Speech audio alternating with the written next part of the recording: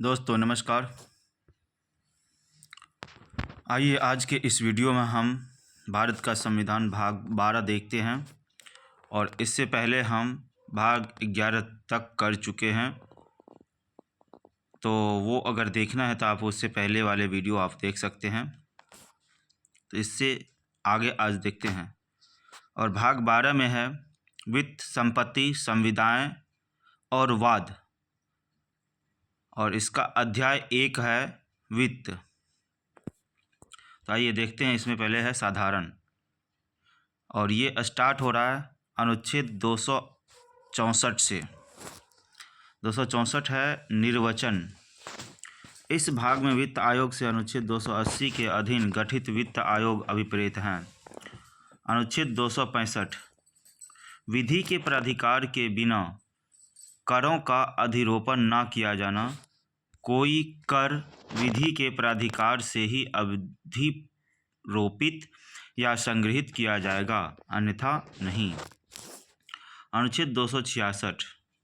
भारत और राज्यों की संचित निधियां और लोक लेखें। अनुच्छेद 267 के उपबंधों के तथा कुछ करों और शुल्कों के सुगंध आगम पूर्णतः या भागतः राज्यों को सौंप दिया जाने के संबंध में इस अध्याय के उपबंधों के अधीन रहते हुए भारत सरकार को प्राप्त सभी राजस्व इस सरकार द्वारा राज हुड्डियां निर्गमित करके उधार द्वारा या अर्थोपाय अग्रिमों द्वारा किए गए सभी उधारों के प्रति संदाय में उस सरकार को प्राप्त सभी धनराशियों की एक संचित निधि बनेगी, जो भारत सरकार के संचित निधि के नाम से ज्ञात होगी, तथा किसी राज्य को प्राप्त सभी राजस्व उस सरकार द्वारा राज हुंडियां निर्गमित करके आधार द्वारा या अर्थोपाय अग्रिमों द्वारा लिए गए सभी उधार और उधारों के प्रति संदाय में उस सरकार को प्राप्त सभी धनराशियों की एक संचित निधि बनेगी, जो राज्य की संचित निधि के नाम से ज्ञात होगी। भारत सरकार या किसी राज्य सरकार द्वारा या उसकी ओर से प्राप्त सभी अन्य लोक धनराशियाँ यथास्थिति भारत के लोक लेखों में या राज्य के लोक लेखों में जमा की जाएगी। भारत की संचित निधि या राज्य की संचित निधि में से कोई धनराशि विधि के अनुसार तथा संविधान में उपबंधित प्रयोजनों के लिए और रीति से ही विनियोजित की जाएगी, अन्यथा नहीं। आकस्मिकता निधि संसद विधि द्वारा उग्रदाय के स्वरूप की एक आकस्मिकता निधि की स्थापना कर सकेगी, जो भारत की आकस्मिकता निधि के नाम से ज्ञात होगी, जिसमें ऐसे विधि द्वारा अवधारित राशियां समय समय पर जमा की जाएगी और अनवेक्षित व्यय का अनुच्छेद 115 या अनुच्छेद 116 के अधीन संसद द्वारा विधि द्वारा प्राधिकृत किया जाना लंबित रहने तक ऐसी निधि में से ऐसे व्यय की पूर्ति के लिए अग्रिम धन देने के लिए राष्ट्रपति को समर्थ बनाने के लिए उक्त निधि राष्ट्रपति के व्ययनाधीन रखी जाएगी। राज्य का विधानमंडल विधि द्वारा उग्रदाय के स्वरूप की एक आकस्मिकता निधि की स्थापना कर सकेगा, जो राज्य की आकस्मिकता निधि के नाम से ज्ञात होगी, जिसमें ऐसी विधि द्वारा अवधारित राशियां समय समय पर जमा की जाएगी और अनवेक्षित व्यय का अनुच्छेद 205 या अनुच्छेद 206 के अधीन राज्य के विधानमंडल द्वारा विधि द्वारा प्राधिकृत किया जाना लंबित रहने तक ऐसी निधि में ऐसे व्यय की पूर्ति के लिए अग्रिम धन देने के लिए राज्यपाल को समर्थ बनाने के लिए उक्त निधि राज्य के राज्यपाल के व्ययनाधीन रखी जाएगी। अब है संघ और राज्यों के बीच राजस्वों का वितरण। अनुच्छेद 268 संघ द्वारा उद्गृहित किए जाने वाले किंतु राज्यों द्वारा संग्रहित और विनियोजित किए जाने वाले शुल्क, ऐसे स्टाम्प शुल्क जो संघ की सूची में वर्णित हैं भारत सरकार द्वारा उद्गृहित किए जाएंगे, किंतु उस दशा में जिसमें ऐसे शुल्क संघ राज्य क्षेत्र के भीतर उद्ग्रहणीय है भारत सरकार द्वारा, और अन्य दशाओं में जिन जिन राज्यों के भीतर ऐसे शुल्क उद्ग्रहणीय हैं उन राज्यों द्वारा संग्रहित किए जाएंगे। किसी राज्य के भीतर उद्ग्रहणीय किसी ऐसे शुल्क किसी वित्तीय वर्ष में आगम भारत की संचित निधि के भाग नहीं होंगे, किंतु उस राज्य को सौंप दिए जाएंगे। अनुच्छेद 268 को संघ द्वारा उद्गृहित किए जाने वाला और संघ तथा राज्यों द्वारा संग्रहित और विनियोजित किया जाने वाला सेवा कर संविधान 101वां संशोधन अधिनियम 2016 की धारा 7 द्वारा 16/9/2016 से लोप किया गया। अनुच्छेद 269 संघ द्वारा उद्गृहित और संग्रहित किंतु राज्यों को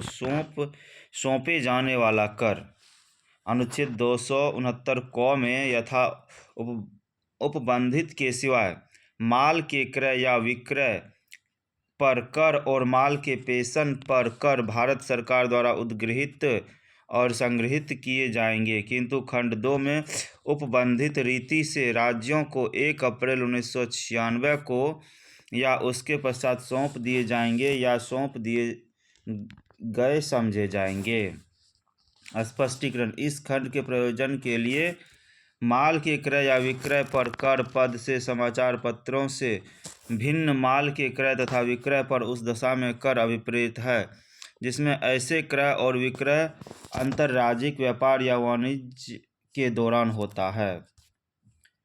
ख माल के प्रेषण पर कर पद से माल के प्रेषण पर चाहे प्रेषण उसके करने वाले व्यक्ति को या किसी अन्य व्यक्ति को किया गया हो उस दशा में कर अभिप्रेत है जिसमें ऐसे पोषण अंतर्राज्यिक व्यापार या वाणिज्य के दौरान होता है।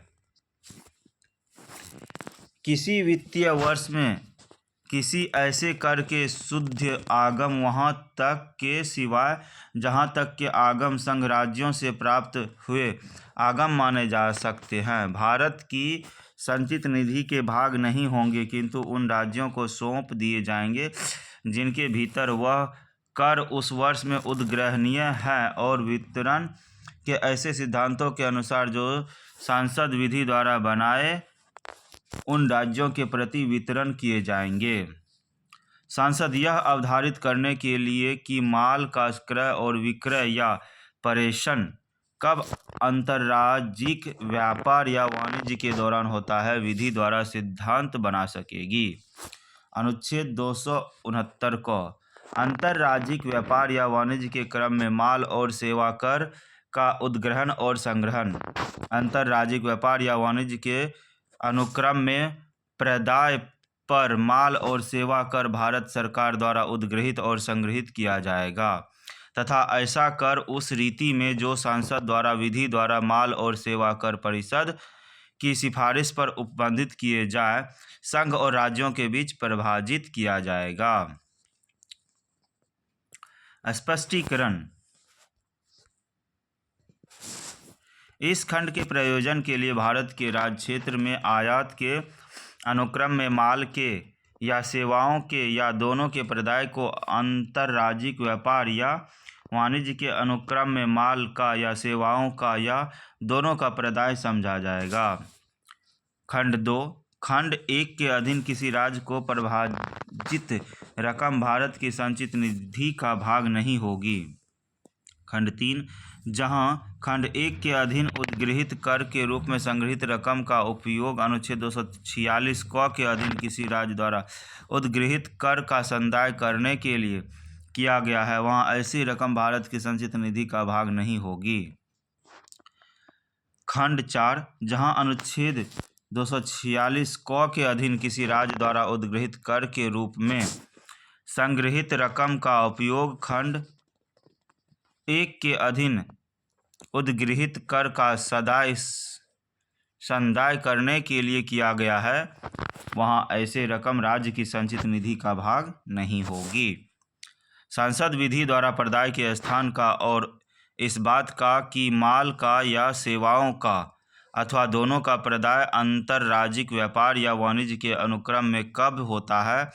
अवधारण करने संबंधी सिद्धांत बना सकेगी। अनुच्छेद 270 उद्गृहित कर और उनका संघ तथा राज्यों के बीच वितरण।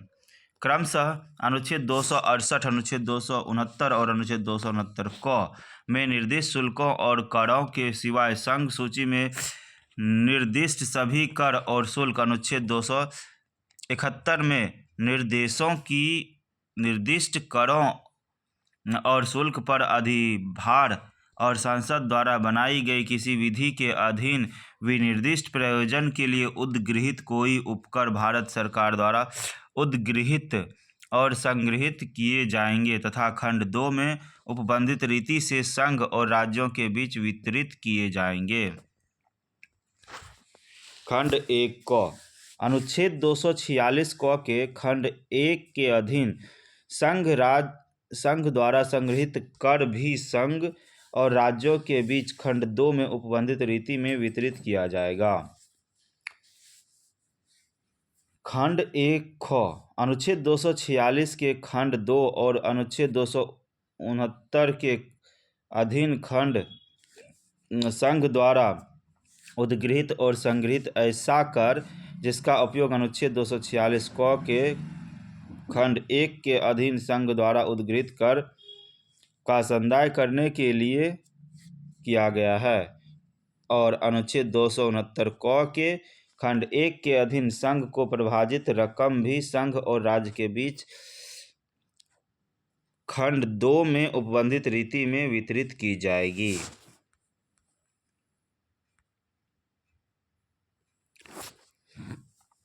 किसी वित्तीय वर्ष में किसी ऐसे कर या शुल्क के शुद्ध आगमों का ऐसा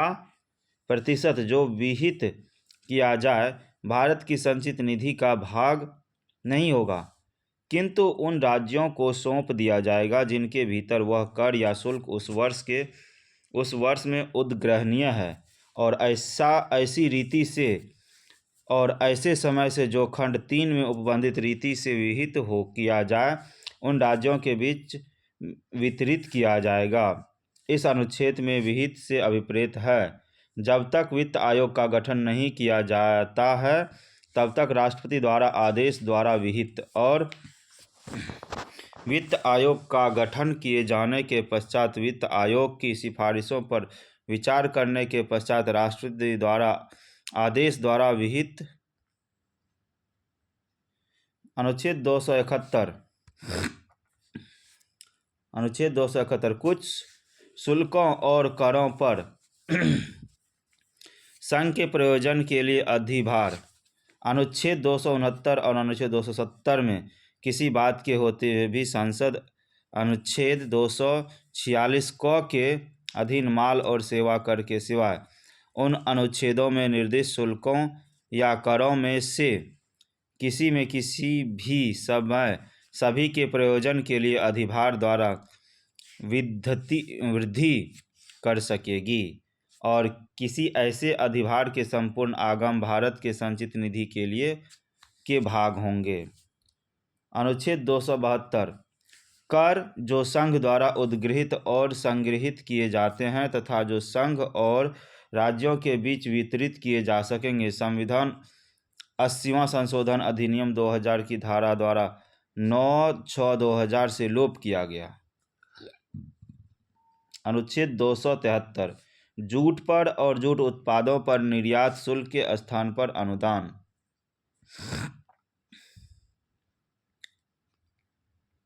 जूट पर और जूट उत्पादों पर निर्यात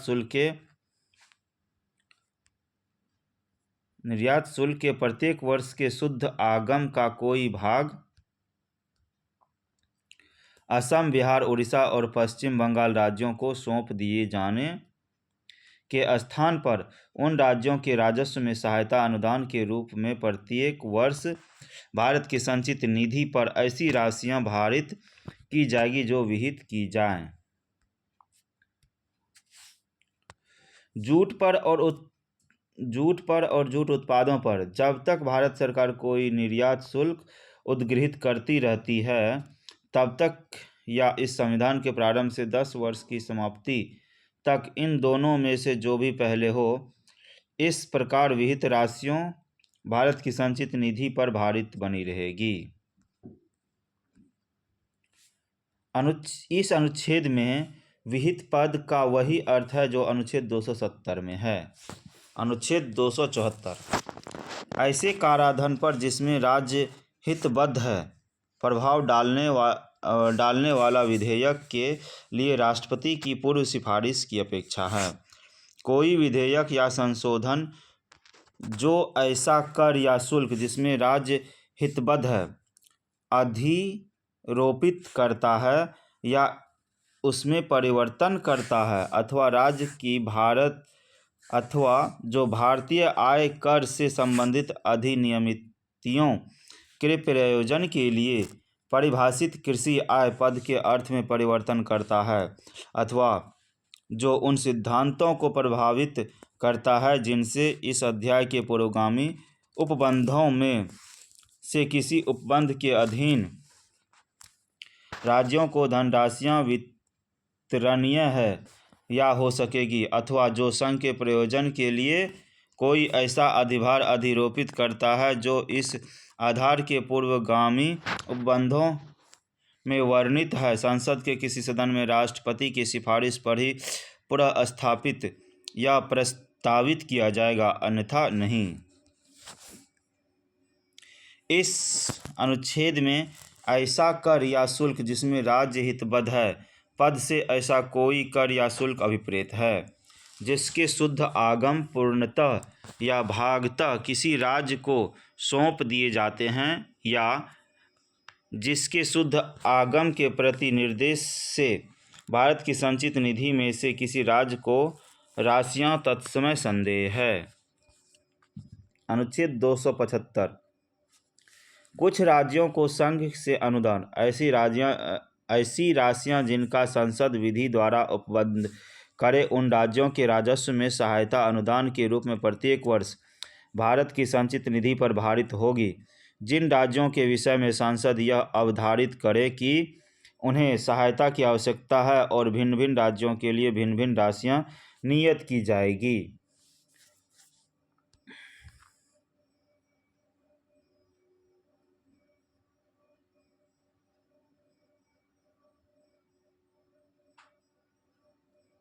परंतु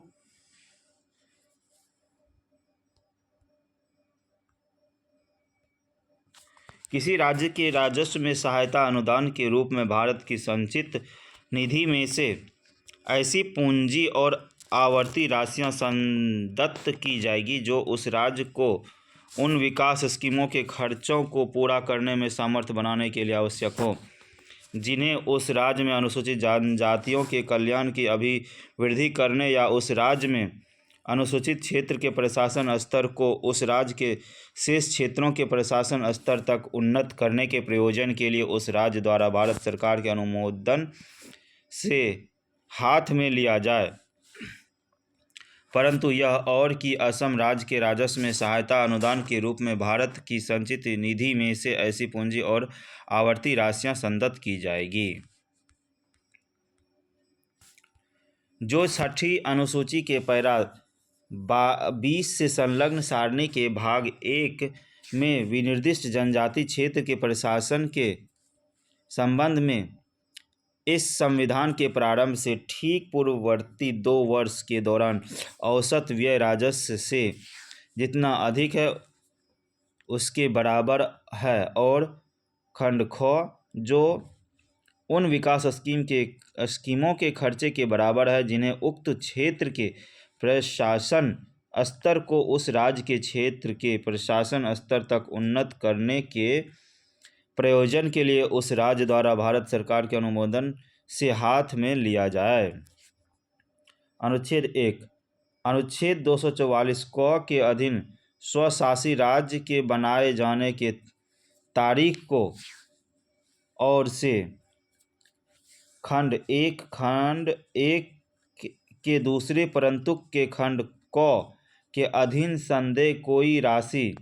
स्वशासी राज्य को उस दशा में संदत की जाएगी जब उसमें निर्दिष्ट सभी जनजाति क्षेत्र उस स्वशासी राज्य में समाविष्ट हो, और यदि स्वशासी राज्य में जो उन जनजाति क्षेत्र में से केवल कुछ ही समाविष्ट हों तो वे राशि असम राज्य और स्वशासी राज्य के बीच ऐसे परिभाषित की जाएगी जो राष्ट्रपति आदेश द्वारा निर्दिष्ट करे। स्वशासी राज्य के राजस्व में सहायता अनुदान के रूप में भारत की संचित निधि में से ऐसी पूंजी और आवर्ती राशियां संदत्त की जाएगी जो उन विकास स्कीमों के खर्चों के बराबर है जिन्हें स्वशासी राज्य के प्रशासन स्तर को शेष असम राज्य के प्रशासन स्तर तक उन्नत करने के प्रयोजन के लिए स्वशासी राज्य द्वारा भारत सरकार के अनुमोदन से हाथ में लिया जाए। जब तक संसद खंड 1 के अधीन उपबंध नहीं करती है तब तक उस खंड के अधीन संसद को प्रदत्त शक्तियां राष्ट्रपति द्वारा आदेश द्वारा प्रयोज्य होंगी, और राष्ट्रपति द्वारा इस खंड के अधीन किया गया कोई आदेश संसद द्वारा इस प्रकार किए गए किसी उपबंध के अधीन रहते हुए प्रभावी होगी। परंतु वित्त आयोग का गठन किए जाने के पश्चात राष्ट्रपति द्वारा इस खंड के अधीन कोई आदेश वित्त आयोग की सिफारिशों पर विचार करने के पश्चात ही किया जाएगा, अन्यथा नहीं। अनुच्छेद 276 वृत्तियों, व्यापारों, आजीविकाओं और नियोजनों पर कर। अनुच्छेद 246 में किसी बात के होते हुए भी किसी राज्य के विधानमंडल की ऐसी करों से संबंधित कोई विधि जो उस राज्य को या उसमें किसी नगरपालिका, जिला बोर्ड, स्थानीय बोर्ड या अन्य स्थानीय प्राधिकारी के फायदे के लिए वित्तीय व्यापारों और आजीविकाओं या नियोजनों के संबंध में है, इस आधार पर अविधिमान्य नहीं होगी कि वह आय पर कर से संबंधित है।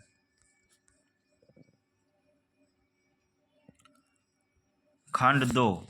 राज्य को या राज्य उस राज्य में किसी नगरपालिका, जिला बोर्ड, स्थानीय बोर्ड या अन्य स्थानीय प्राधिकारी को किसी एक व्यक्ति के बारे में वृत्तियों, व्यापारों, आजीविकाओं और नियोजनों पर करों के रूप में संदेय कुल रकम 2,500 रुपये प्रति वर्ष से अधिक नहीं होगी। खंड 3 वित्तीय व्यापारों, आजीविकाओं और नियोजनों पर करों के संबंध में पूर्वोक्त रूप में विधियां बनाने की राज्य के विधानमंडल की शक्ति का यह अर्थ नहीं लगाया जाएगा कि वह वित्तीय व्यापारों, आजीविकाओं और नियोजनों से प्रोद्भूत या उद्भूत आय पर करों के संबंध में विधियों बनाने की संसद की शक्ति को किसी प्रकार की सीमित करती है। अनुच्छेद 277 व्यावृत्ति ऐसे कर, शुल्क, उपकर या फीसें जो इस संविधान के प्रारंभ से ठीक पहले किसी राज्य की सरकार द्वारा अथवा किसी नगरपालिका या अन्य स्थानीय प्राधिकारी या निकाय द्वारा उस राज्य, नगरपालिका, जिला या अन्य स्थानीय क्षेत्र के प्रयोजनों के लिए विधि पूर्वक उद्गृहित की जा रही है, इस बात के होते हुए भी कि वे कर, शुल्क, उपकर या फीसें संघ सूची में वर्णित है, तब तक उद्गृहित की जाती रहेगी और उन्हें प्रयोजनों के लिए उपयोजित की जाती रहेगी जब तक संसद विधि द्वारा इसके प्रतिकूल उपबंध नहीं करती। अनुच्छेद 278 कुछ वित्तीय वर्षों के संबंध में पहली अनुसूची के भाग ख के राज्यों से करार संविधान 7वां संशोधन अधिनियम 1956 की धारा 29 और अनुसूची द्वारा 1/11/1956 से लोप किया गया। अनुच्छेद 279 शुद्ध आगमन आदि की गणना। इस अध्याय के पूर्वगामी उपबंधों में शुद्ध आगमन से किसी कर या शुल्क के संबंध में उसका वह आगमन अभिप्रेत है जो उसके संग्रहण के खर्चों को घटाकर आय और उन उपबंधों के प्रयोजन के लिए किसी क्षेत्र में या उससे प्राप्त हुए माने जा सकने वाले किसी कर या शुल्क का अथवा किसी कर या शुल्क के किसी भाग का शुद्ध आगमन भारत के नियंत्रक महालेखा परीक्षक द्वारा अभिनिश्चित और प्रमाणित किया जाएगा और उसका प्रमाण पत्र अंतिम होगा। खंड 2 जैसा ऊपर कहा गया है उसके और इस अध्याय के किसी अन्य अभिव्यक्त उपबंध के अधीन रहते हुए किसी ऐसी दशा में जिसमें इस भाग के अधीन किसी शुल्क या कर का आगमन किसी राज्य को सौंप दिया जाता है या सौंप दिए जाए, संसद द्वारा बनाई गई विधि या राष्ट्रपति का कोई आदेश उस रीति का जिसमें आगमन की गणना की जानी है, उस समय का जिसमें उस रीति का जिससे कोई संदाय किए जाने वाले एक वित्तीय वर्ष और दूसरे वित्तीय वर्ष में समायोजन करने का और अन्य आनुषंगिक या सहायक विषयों का उपबंध कर सकेगा। अनुच्छेद 279 को माल और सेवाओं कर परिषद राष्ट्रपति संविधान 101वां संशोधन अधिनियम 2016 के प्रारंभ की तारीख से 60 दिन के भीतर आदेश द्वारा माल और सेवा कर परिषद के नाम से ज्ञात एक परिषद का गठन करेगा। माल और सेवा कर परिषद निम्नलिखित सदस्यों से मिलकर बनेगी, अर्थात संघ का वित्त मंत्री अध्यक्ष, संघ का राजस्व या वित्त का भार साधक राज्य मंत्री सदस्य, प्रत्येक राज्य सरकार द्वारा नाम निर्दिष्ट वित्त या कराधान का भार साधक मंत्री या कोई अन्य मंत्री सदस्य। खंड 3 खंड 2 के उपखंड ग में निर्दिष्ट माल और सेवा कर परिषद के सदस्य यथाशीघ्र अपने में से एक सदस्य को ऐसी अवधि के लिए जो वे विनिर्दिष्ट करे परिषद का उपाध्यक्ष चुनेंगे। माल और सेवाओं कर परिषद निम्नलिखित के संबंध में संघ और राज्यों को सिफारिश करेगी। संघ राज्यों और स्थानीय निकायों द्वारा उद्गृहित कर, उपकर और अधिभार जो माल और सेवाओं कर में सम्मिलित किए जा सकेंगे,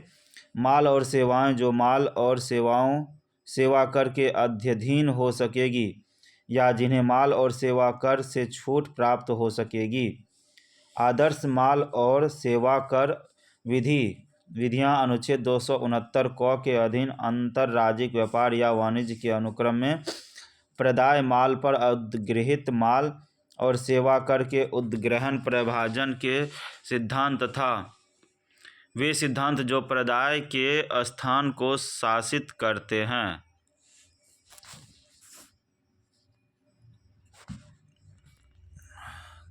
खंड घ आवर्त की वह अवसीमा जिसमें नीचे माल और सेवाओं को माल और सेवा कर से छूट प्रदान की जा सकेगी। खंड अंग माल और सेवा कर के समूहों के साथ दरें जिनके अंतर्गत न्यूनतम दरें भी है। खंड 4 किसी प्राकृतिक विपत्ति या आपदा के दौरान अतिरिक्त संसाधन जुटाने के लिए किसी विनिर्दिष्ट अवधि के लिए कोई विशेष दर या दरें।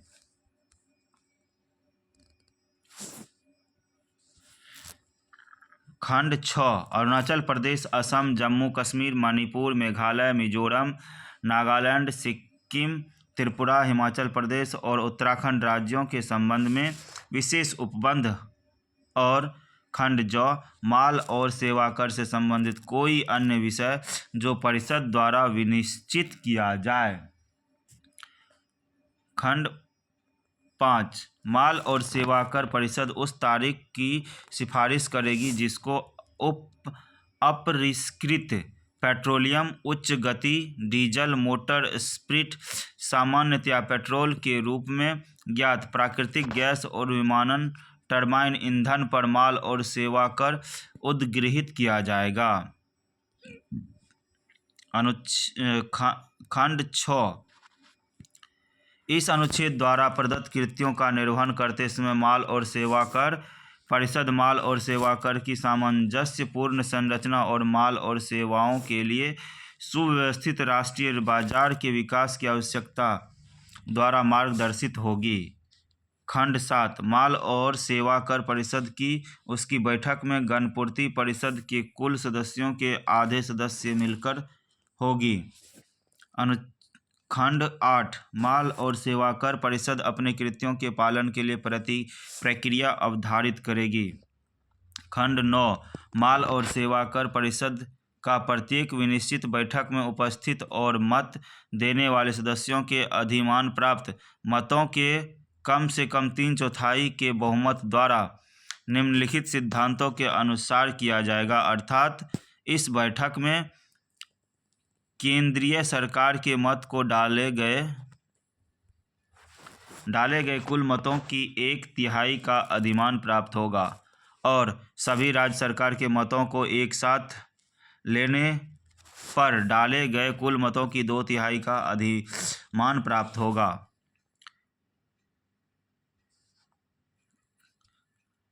खंड 10 माल और सेवा कर परिषद का कोई भी कार्य या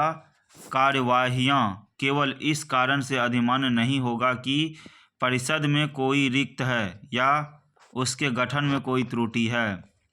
उपखंड ख परिषद के किसी सदस्य के रूप में किसी व्यक्ति की नियुक्ति में कोई त्रुटि है। उपखंड ग परिषद की प्रक्रिया में कोई अनियमितता है जो मामले के गुणावगुण को प्रभावित नहीं करती है। खंड 11 माल और सेवा कर परिषद। उपखंड क भारत सरकार और एक या अधिक राज्यों के बीच या खंड ख एक और भारत सरकार और किसी राज्य या राज्यों तथा दूसरी ओर एक या अधिक अन्य राज्यों के बीच।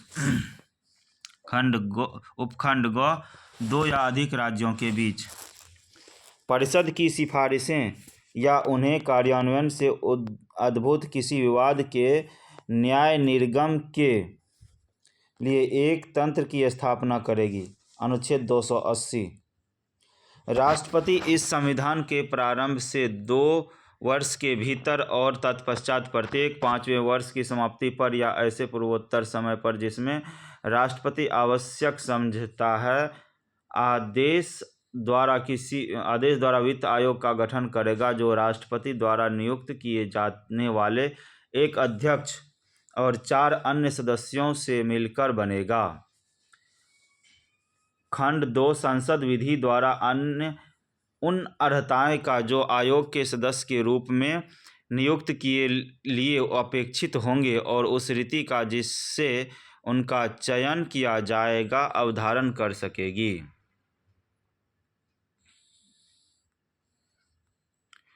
खंड 3 आयोग का वह कर्तव्य होगा कि वह उपखंड को संघ और राज्यों के बीच करों के शुद्ध आगमों के जो इस अध्याय के अधीन उनमें विभाजित किए जाने हैं या किए जाएं वितरण के बारे में और राज्य के बीच ऐसे आगमों के तत्संबंधी भाग के आवंटन के बारे में। उपखंड ख भारत की संचित निधि में से राज्य के राजस्व में सहायता अनुदान को शासित करने वाले सिद्धांतों के बारे में। उपखंड ख राज्य के वित्त आयोग द्वारा की गई सिफारिशों के आधार पर राज्य में पंचायतों के संसाधनों की अनुपूर्ति के लिए किसी राज्य को संचित निधि के संवर्धन के लिए आवश्यक अदुपायों के बारे में। उपखंड ग राज्य के वित्त आयोग द्वारा की गई सिफारिशों के आधार पर राज्य में नगरपालिकाओं के संसाधनों की अनुपूर्ति के लिए किसी राज्य की संचित निधि के संवर्धन के लिए आवश्यक अदुपायों के बारे में।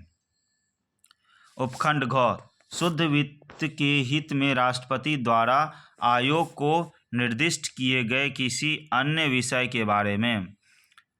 राष्ट्रपति को सिफारिश करें। आयोग अपनी प्रक्रिया अवधारित करेगा और अपने कृत्यों के पालन में उसे ऐसी शक्तियां होगी जो संसद विधि द्वारा उसे प्रदान करें।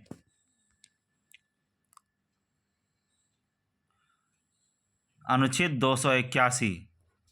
वित्त आयोग की सिफारिशें। राष्ट्रपति इस संविधान के उपबंधों के अधीन वित्त आयोग द्वारा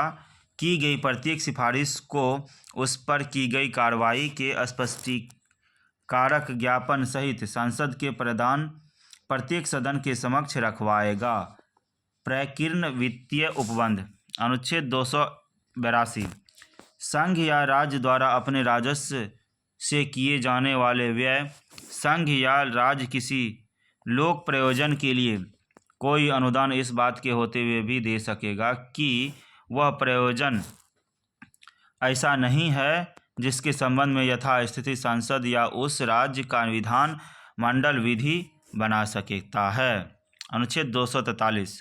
संचित निधियों, आकस्मिकता निधियों और लोक लेखाओं में जमा धनराशि की अभिरक्षा आदि।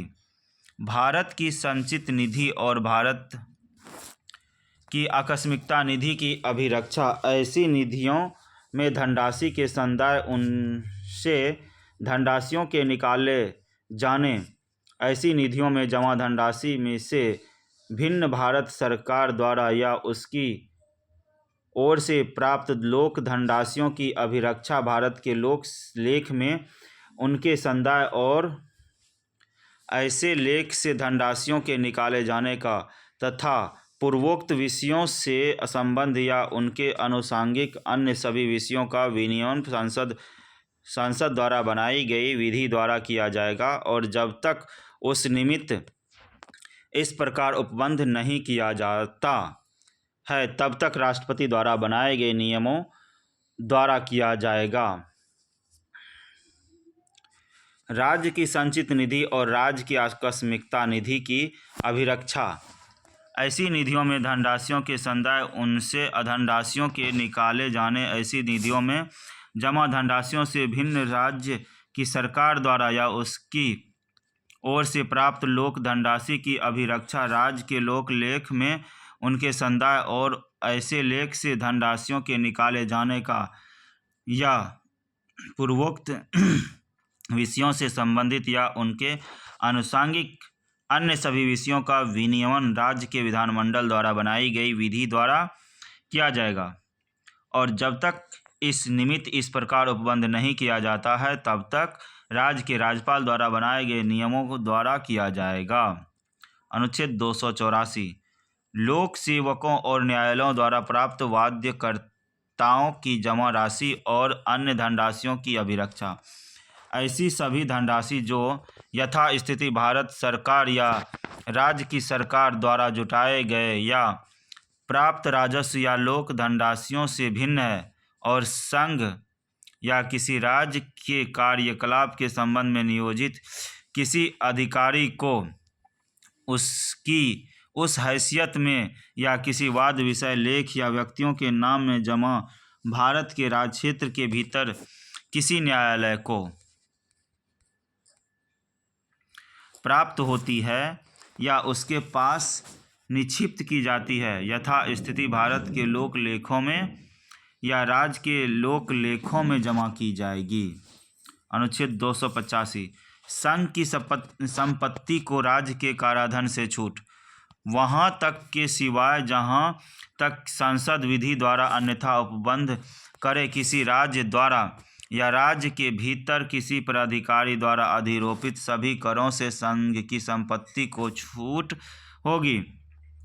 जब तक संसद विधि द्वारा अन्यथा उपबंध ना करे जब तक खंड 1 की कोई बात किसी राज्य के भीतर किसी प्राधिकारी को संघ की किसी संपत्ति पर कोई ऐसा कर जिसका दायित्व इस संविधान के प्रारंभ से ठीक पहले ऐसी संपत्ति पर था या माना जाता था उद्गृहित करने से तब तक नहीं रुकेगी जब तक वह कर उस राज्य में उद्गृहित होता है। अनुच्छेद 286 माल के क्रय या विक्रय पर कर के अधिरोपण के बारे में निबंधन राज्य की कोई विधि माल के या सेवाओं के या दोनों के पर्दाय पर, जहां ऐसे पर्दाय राज्य के बाहर भारत के राज्य क्षेत्र में माल के या सेवाओं के या दोनों के आयात अथवा माल के या सेवाओं के या दोनों के बाहर निर्यात के दौरान होता है, वहाँ कोई कर अधिरोपित नहीं करेगी या अधिरोपित करना प्राधिकृत नहीं करेगी। संसद यह अवधारित करने के लिए कि माल का या सेवाओं का या दोनों का पर्दाय खंड एक में वर्णित रीति में से किसी रीति से कब होता है, विधि द्वारा सिद्धांत बना सकेगी। अनुच्छेद 287 विद्युत पर करों की से छूट, वहाँ तक के सिवाय जहाँ तक संसद विधि द्वारा अन्यथा उपबंध करें किसी राज्य की कोई विधि किसी सरकार द्वारा या अन्य व्यक्तियों द्वारा उत्पादित विद्युत के उपभोग या विक्रय पर जिसका भारत सरकार द्वारा उपभोग किया जाता है या भारत सरकार द्वारा उपभोग किए जाने के लिए उस सरकार को विक्रय किया जाता है, या किसी रेल के निर्माण, बनाए रखने या चलाने में भारत सरकार या किसी रेल कंपनी द्वारा जो उस रेल को चलाती है उपभाग किया जाता है, अथवा किसी रेल के निर्माण, बनाए रखने या चलाने में उपभोग के लिए उस सरकार या किसी ऐसी रेल कंपनी को विक्रय किया जाता है, कोई कर अधिरोपित नहीं करेगी या कर का अधिरोपण प्राधिकृत नहीं करेगी, और विद्युत के विक्रय पर कोई कर अधिरोपित करने या कर का अधिरोपित प्राधिकृत करने वाली कोई ऐसी विधि यह सुनिश्चित करेगी कि भारत सरकार द्वारा उपभोग किए जाने के लिए उस सरकार को या किसी रेल के निर्माण, बनाए रखने या चलाने में उपभोग के लिए यथापूर्वोक्त किसी रेल कंपनी को विक्रय की गई विद्युत की कीमत उस कीमत से जो विद्युत का प्रचुर मात्रा में उपभोग करने वाले अन्य उपभोक्ताओं से ली जाती है उतनी कम होगी जितनी कर की रकम है। अनुच्छेद 288 जल या विद्युत के संबंध में राज्यों द्वारा कराधान से कुछ दशाओं में छूट, वहाँ तक के सिवाय जहाँ तक राष्ट्रपति आदेश द्वारा अन्यथा उपबंध करें। इस संविधान के प्रारंभ से ठीक पहले किसी राज्य के कोई प्रवृत्त विधि किसी जल या विद्युत के संबंध में जो किसी अंतर्राज्यिक नदी या नदी दून के विनियमन या विकास के लिए किसी विद्यमान विधि द्वारा या संसद द्वारा बनाई गई किसी विधि द्वारा स्थापित किसी प्राधिकारी द्वारा संचित उत्पादित उपभोक्त वितरित या विकृत की जाती है, कोई कर अधिरोपित नहीं करेगी या कर का अधिरोपण प्राधिकृत नहीं करेगी।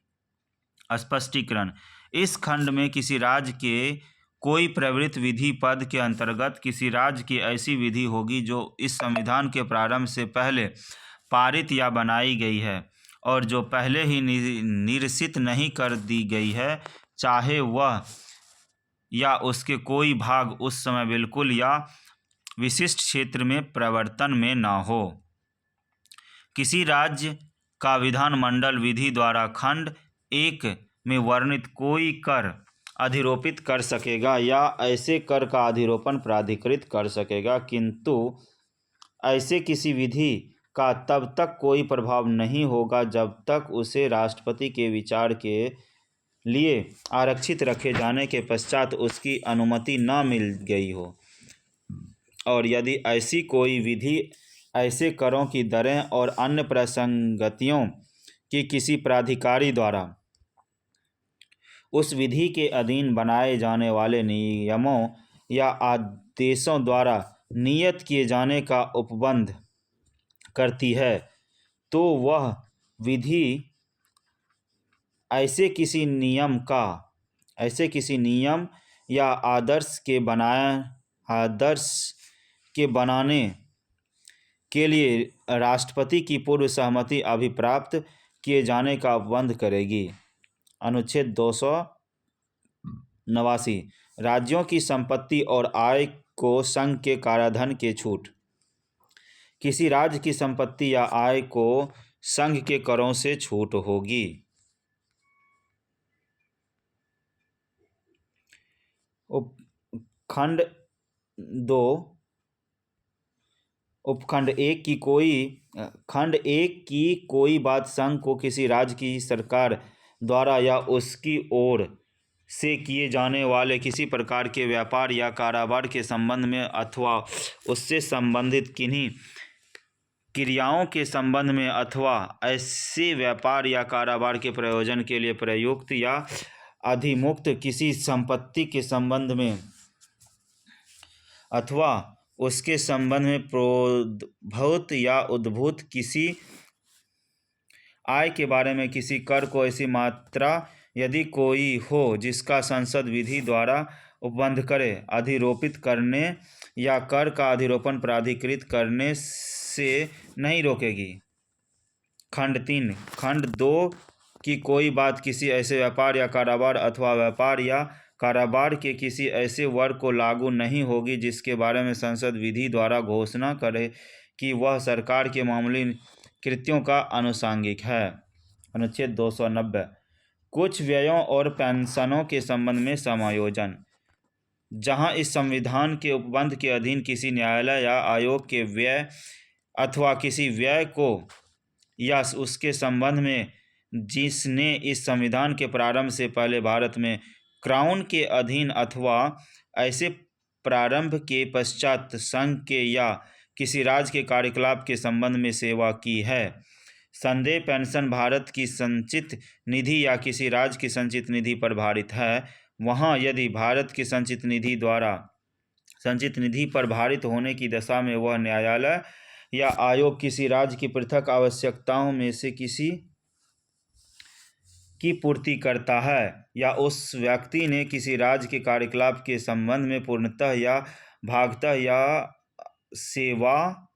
की है, या किसी राज्य की संचित निधि पर भारित होने की दशा में वह न्यायालय या आयोग संघ की या अन्य राज्य की पृथक आवश्यकताओं में से किसी की पूर्ति करता है, या उस व्यक्ति ने संघ या अन्य राज्य के कार्यकलाप के संबंध में पूर्णतः या भागतः सेवा की है, तो यथा स्थिति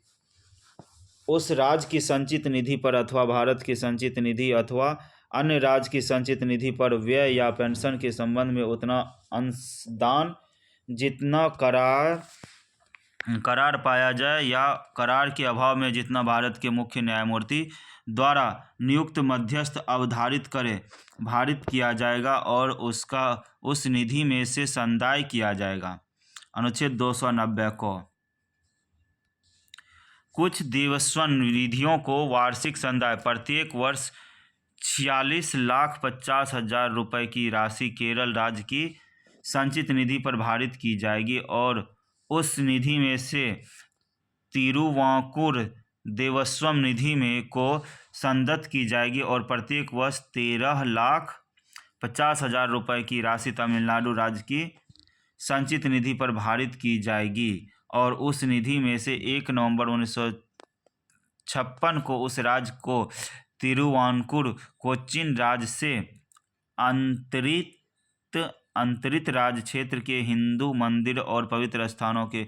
अनुरक्षण के लिए उस राज्य में स्थापित देवस्थान निधि को संदत्त की जाएगी।